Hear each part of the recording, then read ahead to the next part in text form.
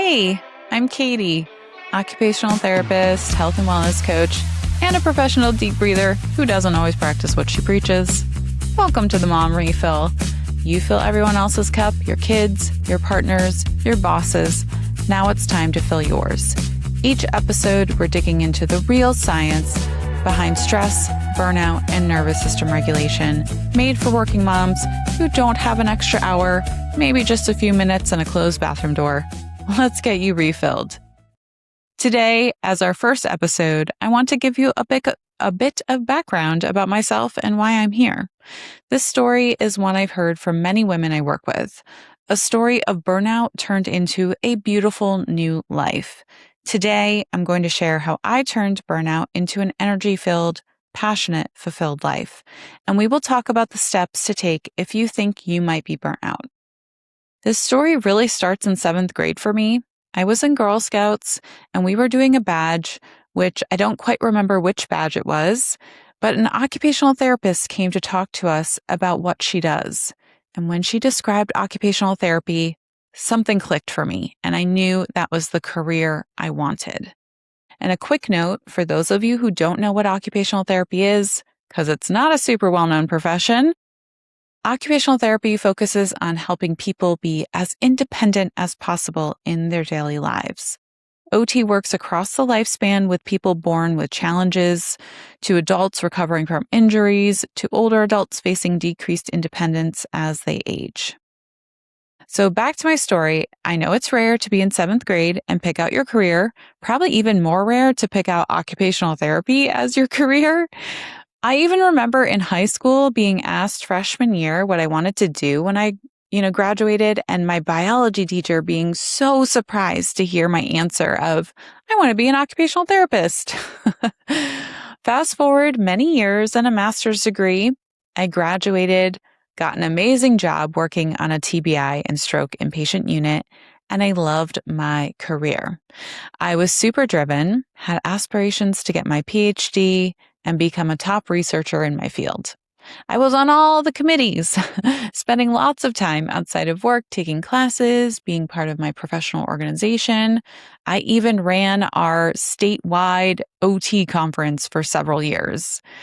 When I look back at this early 20s version of myself, there were definitely signs that burnout would come my way eventually. I had no boundaries. I cared so deeply for my patients to the point where I couldn't stop thinking about them outside of work. And I put everything and everyone's needs before my own. Fast forward to job changes, moves, getting married, having 2 kids, and at this point, I have a job that I love. I'm working in an assisted living with a great team. I'm part of the leadership for my region, and I feel like things are going pretty smoothly after returning from maternity leave a few months prior. That was 2020. And I'm sure you all remember this year, right? The world changed in early 2020. For me, when the pandemic hit, it turned into working very early morning hours so my husband could watch our 2 kids at home, coming back at noon to switch off and attempt to work from home while caring for my 13-month-old and 4-year-old. Being on leadership, I felt like I had to hold myself to a higher standard and make sure my team was doing okay, which meant masking my own feelings at times. And working in an assisted living facility at the start of the pandemic when we didn't know much about COVID, had extremely limited PPE, and were working with the most vulnerable population was really, really hard. And I just want to pause here for a second. Everyone's experience during COVID was hard, and in many different ways. I truly believe that after living under extreme stress for months and maybe even years, and then just returning to normal life, has significantly impacted our mental health and nervous systems to this day. We'll get more into that over the course of the podcast, but I just felt like it was important to mention as part of my story. So for several months, I worked this bizarre schedule, attempted to keep my family healthy, watched my patients panic, some of them pass away, and I started to feel like a wall was forming around me. I was exhausted all of the time. There was no amount of sleep that made me feel rested. I remember taking a 4-hour nap on the weekend, which didn't actually help at all. And I felt anxious all of the time, just like there was a pit in my stomach, always nervous, waiting for something terrible to happen. And on top of all of that, I felt like I was failing in all of my roles as a mother, a partner, a therapist, a leader, and I wasn't used to the feeling of failure. I still am not really used to the feeling of failure. I don't like it. But I was a type A perfectionist, and failure was never really an option at this point in my life. So it took me a while to figure out what was going on, but eventually identified I was burnt out. And identifying burnout is step one, and something I'll dive into in a later episode. But after I figured out that I was suffering from burnout, I had to figure out how to heal it. It started with communicating with my husband and my family about how I was feeling and asking for support, meaning that I needed time and space to take care of myself. I needed to do less around the house and with the kids. It was really hard for me to ask for help, and it still is sometimes, but it was a vital aspect of my ability to heal. I also found a therapist who helped me further identify unhealthy patterns and habits and ways to manage my anxiety and process all of the trauma that I experienced working through the pandemic. I started finally exercising more and eating healthier meals. And then I decided to enroll in health coaching school, which seems like an odd thing to do when you're healing from burnout. But I always love to learn. And I had worked with a health coach after my first daughter was born to help me get myself back on track, feel like myself again after the crazy transition into motherhood. So I decided health coaching school would teach me more about health and wellness, which I loved, and keep me accountable to taking care of myself and sticking to my new habits. I never thought I would actually become a coach. Joke's on me, because once we started practicing coaching, I realized how much I enjoyed supporting people in this way. And after, at the time, 15 years in healthcare, being on the preventative or wellness side of health was a really nice change. Since this experience with burnout and becoming a health coach, I've had moments where I could feel the burnout coming back.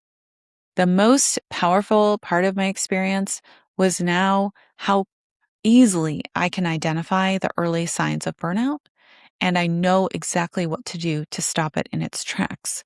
And I actually had to do that a few months ago when I was starting to feel the burnout creep back in. So I started Katie Cooper Wellness back in 2022 to help people achieve their health and wellness goals. Supporting my clients has been a complete joy, and I'm excited to share all the valuable lessons I've learned through my experiences and my clients with the listeners on this podcast, The Mom Refill. This podcast has been probably 2 years in the making. I have thought about this podcast off and on for a long time, and I'm so excited to finally bring it to life. For the last 18 months, my focus has been on supporting working moms because I'm a working mom and I understand how incredibly hard it is to feel any sense of balance in your life. As moms, we deserve energy, joy, health, and to be fulfilled in our careers and home life. Social media very often will tell you it's impossible, but from my own personal work and experience of working with hundreds of clients, I can tell you it is possible. In each episode, we will dive into topics that are important to moms and their well-being. I'll be giving you tips and strategies that are practical to implement in your busy day and will make a quick impact. And I truly believe in sharing strategies and tips that are evidence-based, meaning the research shows it actually works. And in the next few months, I will be joined by guests occasionally who will share what works for them. On that note, if you have a working mom in mind who would be a great guest, please send me their information on Instagram at Katie Cooper Wellness. Today, I want to give you some tips on where to start if you're feeling burnt out. First, if you're feeling any symptoms of burnout, I want you to know I'm so sorry.